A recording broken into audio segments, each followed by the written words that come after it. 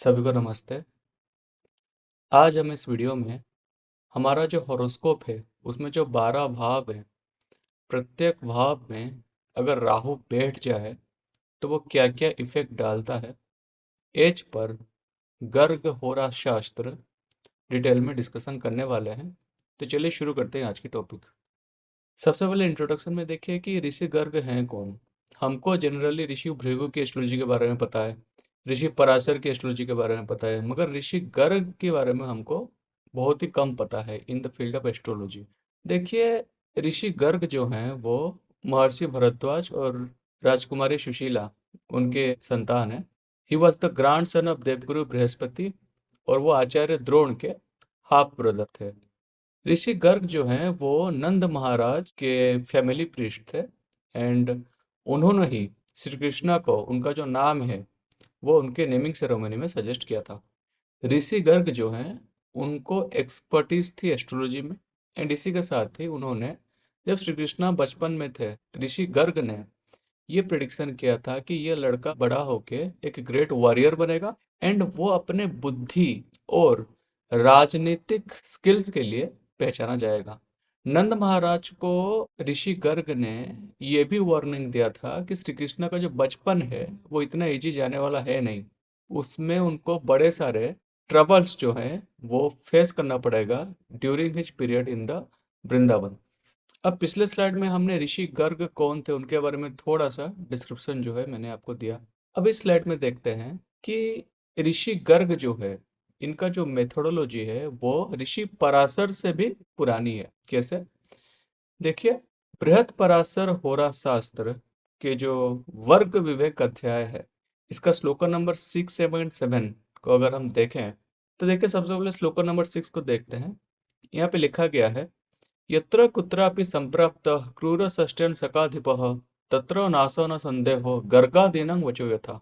श्लोक नंबर 7 को अगर देखें, उसमें ये लिखा गया है कि यत्र कुत्रापि संप्राप्तः कलांसाधिपति शुभः तत्र वृद्धिश्च पुष्टिश्च गर्गादीनं वचो यथा।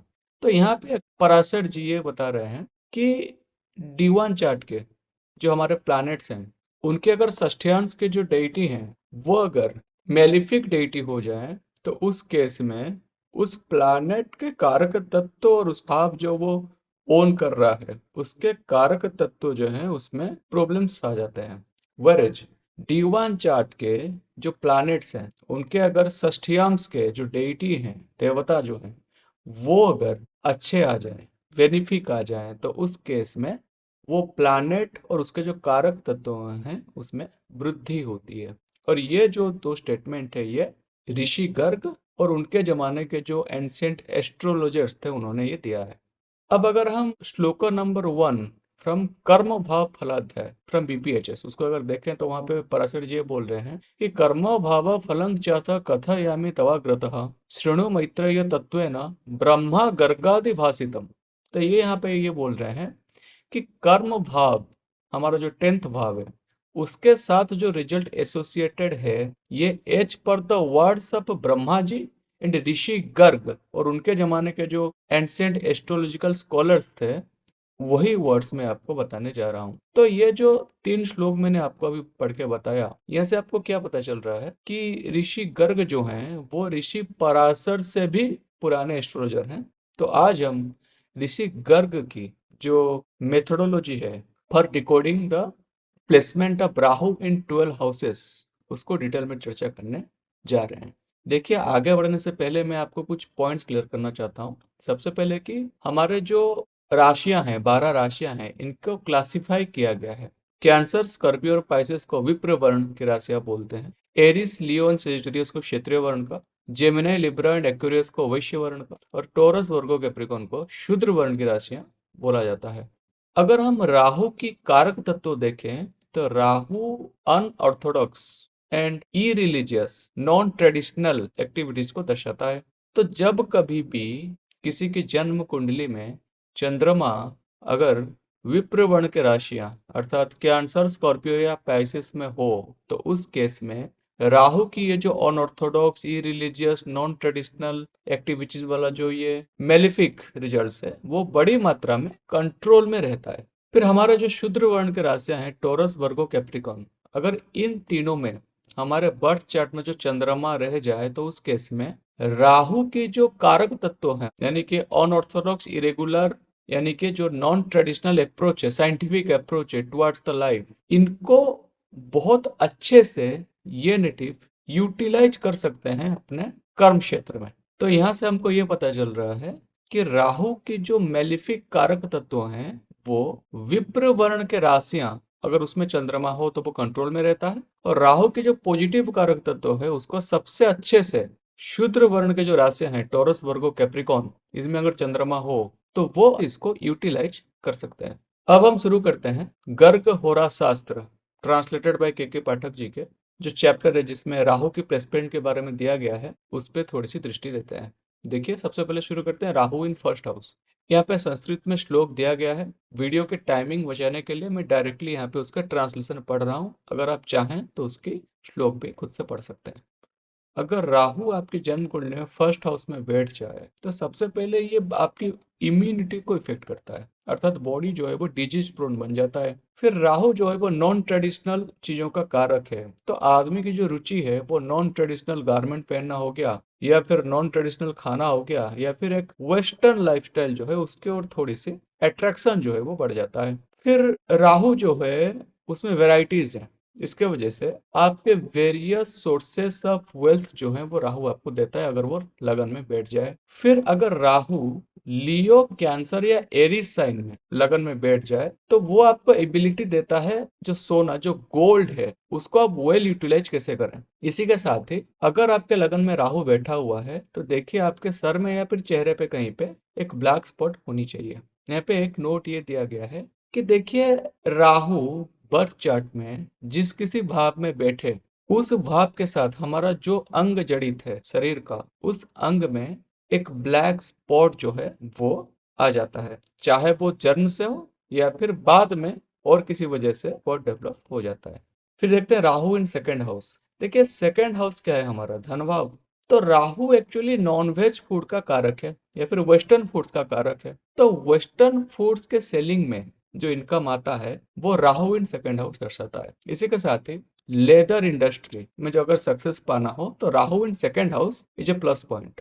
अब हम बीच बीच में देखते हैं कि कोई सरकारी कर्मचारी घूस लेते हुए पकड़े गए, या फिर illegal means of income, टबाको, cigarette, दारू वगैरह बेचना हो गया। ये सारे के सारे सिग्निफिकेशन मैंने जो बताए, ये अगर आपके राहु सेकंड भाव में बैठ जाए तो होने की पॉसिबिलिटी जो है वो बढ़ जाती है। अब देखिए राहु इन थर्ड हाउस। देखिए, थर्ड हाउस जो है हमारा भर्तृ भाव है। तो Rahu in third house in general आपके लिए तो अच्छा है, साहसी बनाता है, मिलियनर भी बनाएगा, but at the same time भाई को ये बर्बाद करता है, क्योंकि भाई को इधर क्रोनिक इलनेस कुछ दे देगा, या फिर अनटाइमली डेथ वगैरह दे सकता है, या फिर अगर डेथ नहीं हुई तो फिर आपके साथ भाई की जो रिश्ता है वो गड़बड़ हो सकता है, अर्थात दोनों भाई को बीच अगर जमती नहीं होगी, या फिर प्रॉपर्टी के लेकर डिस्प्यूट जो भी हो, भाई भाई में बनना बंद हो जाता है अगर राहु थर्ड हाउस में बैठा हो तो। बट अगर मैं नेटिव की नजरिया से सोचूं, ये आपको लखपति करोड़पति बना सकता है। एट द सेम टाइम ये आपको जिंदगी के बड़े सारे सुख सुविधाएं देता है for a longer period of time अगर राहु थर्ड में बैठ जाए। तो third house Rahu is beneficial for you but not that great for your brother. अब कहते हैं राहु इन फोर्थ हाउस। देखिए, राहु इन फोर्थ हाउस, इसके दो कंडीशन है। पहला कंडीशन क्या है कि ये राहु अगर एरीज, टॉरस या कैंसर साइन में बैठ जाए तो उस केस में राहु आपको अपने फ्रेंड्स हो, रिलेटिव्स हो, इनके थ्रू बड़े सारे बेनिफिट्स आपको देता है, सुख सुविधाएं आपको देता है। बट इन तीन राशियों के अलावा अगर और किसी राशि में राहु आपके फोर्थ हाउस में बैठ जाए तो आपके फ्रेंड्स और रिलेटिव्स आपके लिए ट्रबल मेकर बन जाते हैं। आइदर इनके साथ रिलेशनशिप खराब होगा, या फिर आपके जिंदगी में जितने सारे दुख हैं वो इन सब की वजह से आने वाले हैं। तो इसीलिए Rahu in fourth house gives a mixed type of result, especially related to friends and your family relatives. अब देखते हैं राहु इन फिफ्थ हाउस। देखिए, अगर फिफ्थ हाउस में किसी के राहु बैठा है, स्पेशली अगर फीमेल जातिका की कुंडली में है, तो उस केस में उसके जो बच्चा होता है उसके जिंदगी में जो खुशियां होती हैं वो बड़े स्ट्रगल के साथ आते हैं। वेल्थ के मामले में हो गया, हेल्थ के मामले में हो गया, उसको बार बार जो इश्यूज हैं वो आते रहते हैं। फिर फीमेल नेटिव के केस में अगर फिफ्थ हाउस में राहु बैठ जाए तो संतान होने की पॉसिबिलिटी घट जाती है। बट यहाँ पे एक एक्सेप्शन है कि अगर ये राहु फिफ्थ हाउस में कैंसर या लियो साइन में बैठ जाए किसी भी फीमेल नेटिव की कुंडली में, तो उस केस में ये संतानें देता है। बट इन दोनों राशियों को छोड़ के और किसी राशियों में बैठ जाए तो संतान होने की पॉसिबिलिटी घट जाती है। मैक्सिमम डॉटर्स ही होते हैं या फिर बैरन होता है। बट ये राहु के साथ अगर कोई मैलिफिक प्लैनेट की दृष्टि और एक आ जाए तो वो child birth related issue definitely create करता है। यहाँ पे एक नोट ये है कि फीमेल नेटिव्स के हॉरोस्कोप में ये जो फिफ्थ हाउस का राहु है इसको विचार करना चाहिए। सपोज आपने किसी मेल नेटिव के केस में फिफ्थ हाउस में राहु देखा और आप प्रेडिक्शन दे रहे हैं कि आपका तो पुत्र संतान नहीं होगा, बिल्कुल भी गलत चले जाएंगे। उस केस में आपको हमेशा फीमेल नेटिव की कुंडली ही चेकिंग करना है अगर फिफ्थ हाउस के राहु की मेजर इंपैक्ट आपको जानना हो तो। अब देखिए राहु इन सिक्स्थ हाउस, देखिए सिक्स्थ हाउस का जो राहु है one of the excellent condition है। ये आपको सबसे पहले तो ब्रेव बनाता है, मतलब कहीं पे लड़ाई वगैरह हो गया सबसे पहले आप ही ऊपर आएंगे। दूसरी बात है ये आपके कंपटीशन को नहीं रखता। किसी भी तरह का कंपटीशन हो, चाहे पॉलिटिक्स हो जाए, वार हो जाए या फिर कॉम्पिटिटिव एग्जाम भी हो जाए, ये आपको जीत दिलाता है। अपने कंपटीशन का दमन करना इसको पता है। दूसरी बात ये है ये राहु आपको सुंदर बनाता है, ज्ञानी बनाता है, फेमस बनाता है और आपको एक राजा की तरह पावर एंड रिकॉग्निशन आपको प्रदान करता है। अगर राहु सिक्स्थ हाउस में बैठ जाए और इस पे अगर सारे ग्रहों की दृष्टि आ जाए तो उस केस में आपके बर्थ चार्ट में जितने सारे मेलेफिक योग हैं वो नलीफाई हो जाते हैं। ये ऋषि गर्ग यहाँ पे बता रहे हैं। फिर राहु केतु या शनि अगर आपके छठे भाव में बैठ जाए तो आपको डोमेस्टिक एनिमल स्पेशली जो कैटल होते हैं, जो गाय वगैरह होते हैं, उनमें से आपको बड़े सारे प्रॉफिट मिल सकता है। अगर राहु या फिर शनि सिक्स्थ हाउस में बैठ जाता है तो आपके मामा का यहाँ मोस्टली डॉटर्स ही होते हैं। अगर सन होता है तो उसका अच्छा इतना भाग्य होता नहीं है। फिर अगर हम मामा की बात करें तो उनके फैमिली में कोई भी फैमिली मेंबर की एक जो डेथ होती है वो घर से बहुत दूर किसी फॉरेन लैंड में उनकी मृत्यु होने की पॉसिबिलिटी बढ़ जाती है। इसी के साथ ही अगर हम मौसी की बात करें तो उनके यहाँ भी संतानों की या फिर किसी भी तरह की जो डेवलपमेंट है वो नहीं हो पाती। सी में suffer from loss of child. इसी के साथ ही उनका जो हस्बैंड के साथ भी जो संबंध है वो भी खराब हो सकता है, स्पेशली मौसी का जो अगर मैं बताऊं तो इसके लिए Rahu in sixth house is very much beneficial for the native, very much beneficial. But अगर हम उनके जो मैटरनल साइड देखें, मामा हो गए, मौसी हो गए, इनके लिए यह राहु इतना ज्यादा फलप्रद नहीं हो पाएगा। अब राहु इन सेवेंथ हाउस देखते हैं। देखिए सेवेंथ हाउस का राहु जो होता है वो बिजनेस में घोटाला दिखा सकता है जिसके वजह से लॉस ऑफ वेल्थ होने की पॉसिबिलिटी बढ़ जाती है। बट ये राहु जो होता है, देखिए राहु का एक कारक तत्व है एक्सपेंशन, अनरिस्ट्रेन्ड एक्सपेंशन। उसके एक्सपेंशन का कोई लिमिटेशन नहीं है। तो इसके वजह से सेवेंथ हाउस राहु आपका जो ओपोजिट जेंडर है, लड़का हो तो लड़की और लड़की हो तो लड़का, इनके साथ जो एसोसिएशन है वो बहुत ज्यादा बढ़ा देता है। इसी के साथ ही आपको वो मेटेरियलिस्टिक एंजॉयमेंट्स बड़ा सारा देता है। बट अगर धन के मामले में देखें तो वो घोटाला करने की पॉसिबिलिटी बहुत ज्यादा है। इसी के साथ ही सेवेंथ हाउस का राहु अगर देखें वो अगर अकेले ना बैठा हो और अगर मल्टीपल मेलिफिक प्लैनेट्स के साथ बैठा हो तो उस केस में आपकी जो स्पाउस है, जो लाइफ पार्टनर है, उनमें थोड़ी सी दिक्कत आती है। क्या दिक्कत आती है कि आइदर आपको अच्छी लाइफ पार्टनर मिलेगी नहीं। अच्छी नहीं मिलेगी का अर्थ क्या है कि जैसा चाह रहे थे उसका ठीक ऑपोजिट ही मिलेगा, या फिर दुष्ट प्रवृत्ति के भी हो सकते हैं या फिर दुर्भाग्य लेके वो अपने साथ आ सकते हैं। इसी के साथ ही अगर मल्टीपल मैलिफिक प्लैनेट्स का इम्पैक्ट रहा सेवेंथ हाउस में भी तो ये क्या करता है आपके जो स्पाउस है उसमें नपुंसकता क्रिएट कर देता है, जिससे कि सेक्सुअल डिजायर जो है वो स्पाउस में समाप्त हो जाता है। यहाँ पे और एक चीज है कि ये राहु अगर सेप्तम में बैठा है and at the same time malefics की प्रेजेंस भी है और सूर्य और चंद्रमा की दृष्टि भी अगर इस पे आ जाए एक ही बारी में तो उस केस में आपकी जो लाइफ पार्टनर है आपसे दूर चला जा सकता है। अगर उसकी लॉन्जिविटी कम हो तो मृत्यु हो सकती है, अगर लॉन्जिविटी ज्यादा हो तो ये सेपरेशन की टेंडेंसी बढ़ा देता है। यहाँ पे एक नोट ये दिया गया है कि देखिए जब कभी भी राहु के साथ सूर्य और चंद्रमा दोनों कंजंक्शन में आ जाए या फिर दोनों की दृष्टि आ जाए तो उस केस में ग्रहण योग की फॉर्मेशन होता है। अब जब कभी भी आपके बर्थ चार्ट में किसी का आप ग्रहण योग देखेंगे, स्पेशली 1/7 एक्सिस में या फिर किसी भी एक्सिस में भी, तो उनकी जो मैरिटल हैप्पीनेस है वो इतना ज्यादा रहता नहीं है। तो इसके वजह से Rahu in 7th house mostly gives malefic results, but it is good if you are getting associated with opposite genders. अब राहु इन 8th हाउस देखते हैं। देखिए, 8th हाउस कोई अच्छा भाव है नहीं। जनरली देखें तो 8वां भाव रंध्र भाव है। ये जो भाव है आपकी डिफिकल्टीज को रिप्रेजेंट करता है, पेन को रिप्रेजेंट करता है। जितने सारे फॉल्स एलिगेशन ये सारे के सारे 8th हाउस ही रिप्रेजेंट करता है। तो 8th हाउस में अगर राहु बैठ जाए तो सबसे पहले ये दुष्ट प्रवृत्ति आपको दे सकता है, इलीगल एक्टिविटीज में इन्वॉल्व होना, उन्हीं इलीगल एक्टिविटीज के वजह से आपके ऊपर वेरियस एलिगेशंस लगना। ये एलिगेशन सच्चे हो सकते हैं, झूठे भी हो सकते हैं, क्योंकि राहु तो भ्रम का कारक ही है। फिर आप अपने संस्कृति के विरुद्ध जाके एक्ट करना, सिंफुल एक्टिविटीज, पाप कृत्य करना, ये सारा का सारा राहु इन 8th हाउस दिखाता है। देखिए, राहु इन 8th हाउस आपकी यंत्रणा का कारक है, पेन का कारक है। आपकी जिंदगी में बड़े सारा हार्डशिप और टॉर्चर भी राहु इन 8th हाउस आपको दे सकता है। यहाँ पे एक नोट ये है कि देखिए, यहाँ पे जो irreligious activities, non traditional activities, ये सब लिखा गया है, अनऑर्थोडॉक्स एक्टिविटीज, ये हमेशा खराब नहीं होता। सपोज कोई बंदा साइंटिस्ट है तो बहुत सारा का सारा अनऑर्थोडॉक्स नॉन ट्रेडिशनल एक्टिविटीज ही हो गया। कोई बंदा अगर अकल्ट साइंस में जुड़ा हुआ है, वो हिडन नॉलेज हो गया, वो भी जनरली अवेलेबल नहीं होता लोगों के पास। अगर कोई बंदा रिसर्च में जा रहा है, वो एक नई चीज इन्वेंट करके आपको दे रहा है, या फिर एक पुरानी चीज को आविष्कार करके वो आपको दे रहा है, तो ये सारे के सारे जो है वो अनऑर्थोडॉक्स एक्टिविटीज हैं या फिर नॉन ट्रेडिशनल एक्टिविटीज हैं। तो इसीलिए राहु इन 8th हाउस जो है, इसके दो नजरिए हैं। पहला नजरिया यह है कि अगर वो व्यक्ति किसी भी गुप्त ज्ञान, जो अकल्ट स्टडीज है वो, या फिर एक साइंटिस्ट या रिसर्च ओरिएंटेड थिंग में अपने आप को इन्वॉल्व नहीं कर रहा है, तो ऊपर के जितने सारे पॉइंट्स हैं वो उसके केस में फलीभूत होने की पॉसिबिलिटी जो है वो बढ़ जाती है।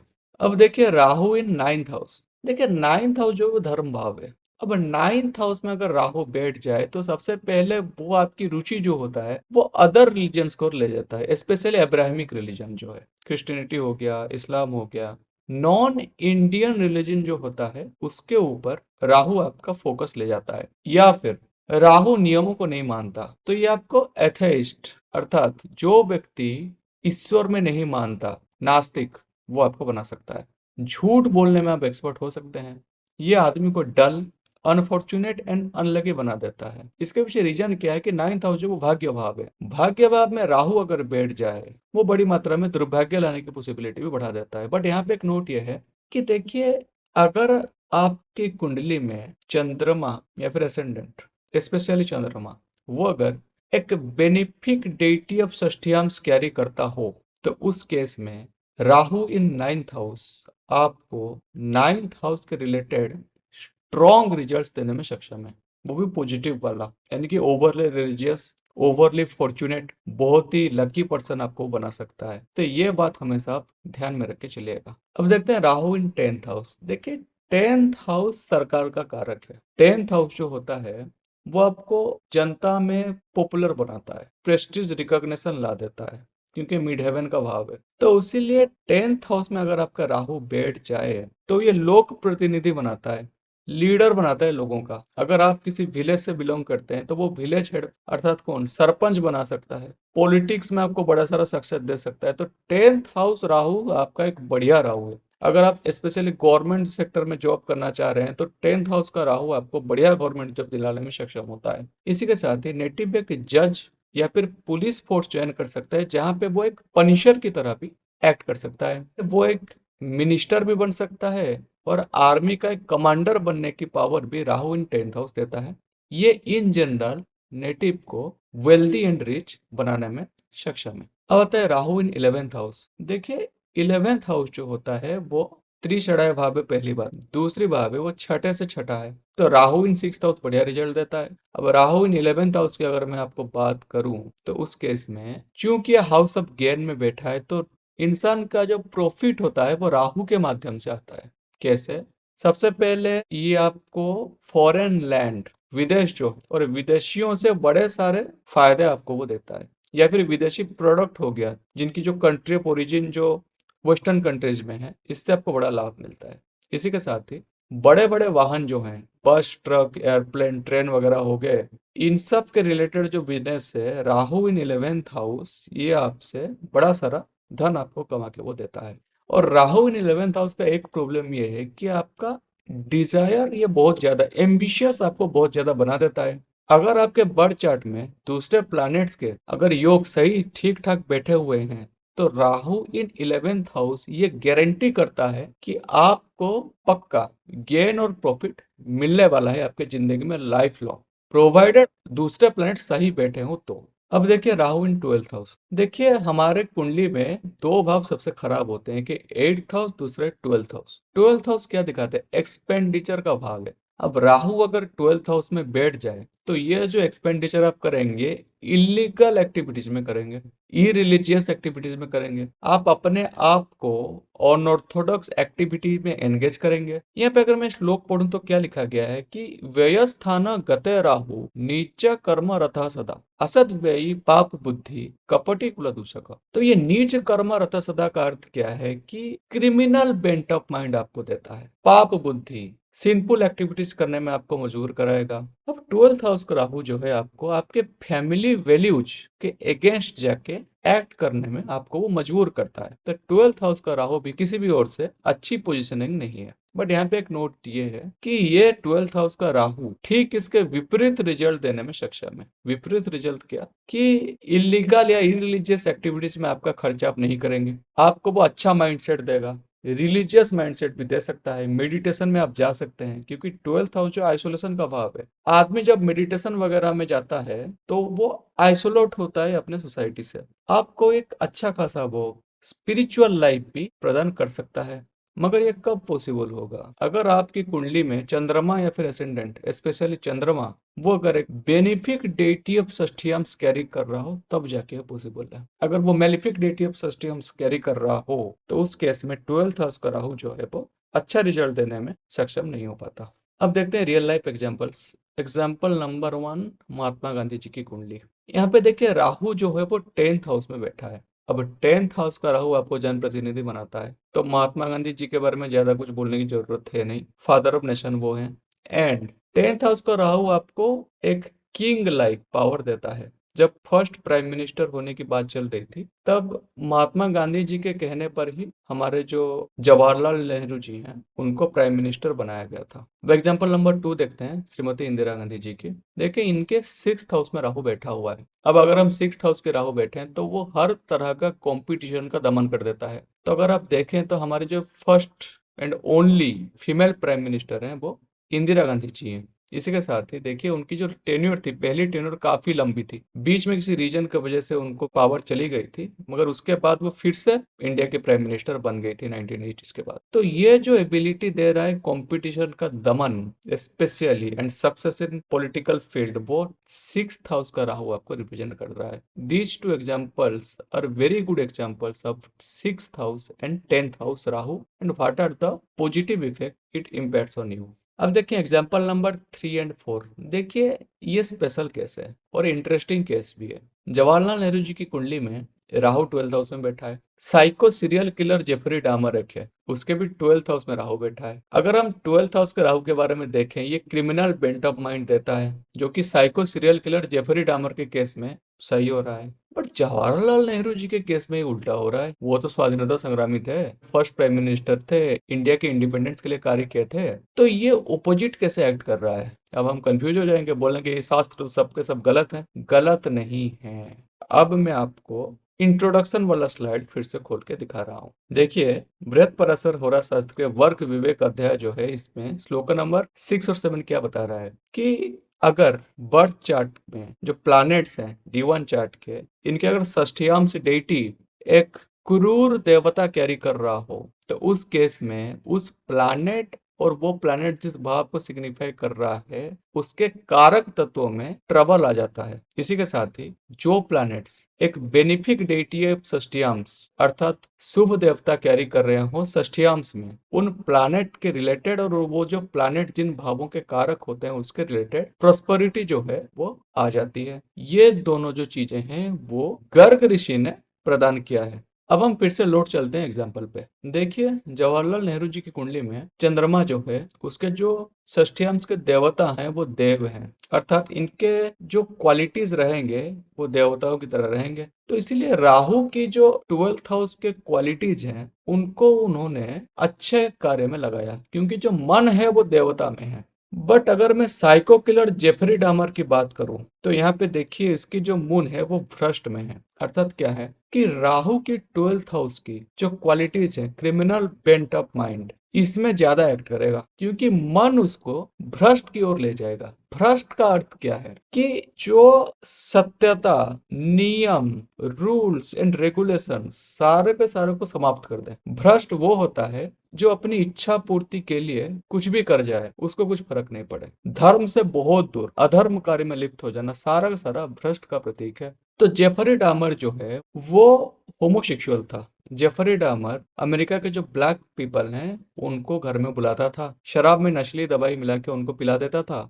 अब जब उनकी सेंस चली जाती थी तब उनको वो रेप करता था, रेप के बाद मर्डर करता था, फिर उनके शरीर को एक एसिड में पिघला देता था, एंड वो जो मृतक व्यक्ति के जो प्राइवेट पार्ट्स हैं, हार्ट है, लिवर है, इनको निकाल के फ्राई करके खाता था। तो इसके कुंडली के ऊपर एक डिटेल डिस्कशन जो है मैंने डिकोडिंग D60 चार्ट वाले वीडियो में कर रखा है। आप मेरे प्लेलिस्ट में या फिर डिस्क्रिप्शन में जाके वहां पे योर काल चक्र चैनल में वो रिकॉर्डिंग है, वहां पे लिंक दिया हुआ है, आप वो देख सकते हैं।